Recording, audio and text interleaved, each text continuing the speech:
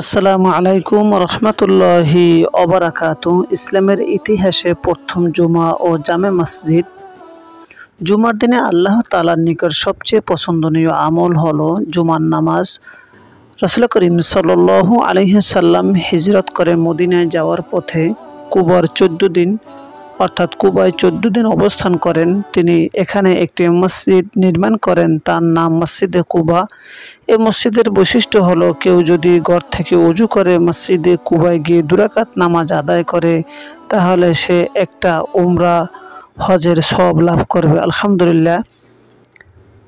এখান থেকে যখন তিনি মদিনায় উদ্দেশ্যে রওনা হন তখন আধা কিলোমিটার উত্তরে বনু সালেম মহল্লায় পৌঁছলে জোহরের রক্ত হয়, তখন তিনি সেখানে জুমার নামাজ আদায় করেন। পরবর্তীতে সেখানে একটি মসজিদ নির্মাণ করা হয় এবং তার নাম রাখা হয় মসজিদুল জুমা। ইসলামের ইতিহাসে এটি প্রথম জুমা। এতে তিনি এক নাতিদীর্ঘ খুতবা দেন। এটা ছিল পৃথিবীর ইতিহাসে এক নজিরবিহীন স্মরণীয় খুতবা। মক্কার কাফের মুশরিকদের সীমাহীন নির্যাতনে অতিষ্ঠ হয়ে মাতৃভূমি ত্যাগ করে মদিনায় এসে সর্বপ্রথম তিনি যে খুতবা দিলেন, এর কোথাও মক্কাবাসীদের বিরুদ্ধে কোনো অভিযোগ তিনি করেননি, তাদের কোনো কুৎস রটনা করেননি এবং এতে কোনো প্রতিশোধ স্পৃহাও তার ছিল না। যা ছিল তা হলো আল্লাহ তাআলার প্রশংসা, রিসালাতের দাওয়াত, তাকওয়া ও আখিরাতের প্রস্তুতির কথা। সুবহানাল্লাহ! কি ধৈর্য, কি সবর, কি সহিষ্ণুতা, কি উদারতা! যারা দীর্ঘ 13টি বছর পর্যন্ত একটা মুহূর্তও শান্তিতে কাটাতে দেয়নি, তাদের বিরুদ্ধে একটি শব্দ তিনি উচ্চারণ করলেন না। তাই তো আল্লাহ তাআলা বলেন, ওয়া ইন্নাকা লাআলা খুলুকিন আযীম, নিশ্চয়ই আপনি সুমহান চরিত্র মাধুরীর অধিকারী। সূরা কলাম 4 নম্বর আয়াতের মধ্যে উল্লেখ রয়েছে।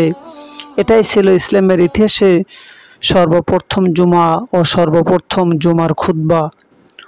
অবশ্য মুসান্নেফে আব্দুর রাজ্জাক কে আছে, সহিহ সনদে আল্লামা ইবনে শিরিন থেকে বর্ণিত আছে যে দ্বিতীয় বাইয়াতে আকাবার পর যখন মদিনায় ইসলাম ছড়িয়ে পড়ল, তখন রাসূল করিম সাল্লাল্লাহু আলাইহি সাল্লাম মদিনায় আগমনের পূর্বে একবার আনসারগণ একত্রিত হয়ে পরামর্শ করল যে ইহুদিরা সপ্তাহে একদিন সমবেত হয় একত্রে ইবাদত বন্দেগী করে, খ্রিস্টানরাও সপ্তাহে একদিনকে তাদের বিশেষ ইবাদতের ও সমাবেশের দিন নির্ধারণ করেছে।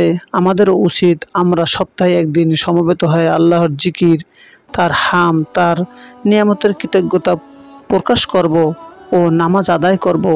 সবাই এতে একমত হলো এবং দিন নির্ধারিত হলো ইয়াউমুল আরাবাআ অর্থাৎ জুমার দিন। এরপর আনসারগণ মিলে হযরত আসআদ বিন জুরারাহ রাদিয়াল্লাহুর কাছে গেলেন।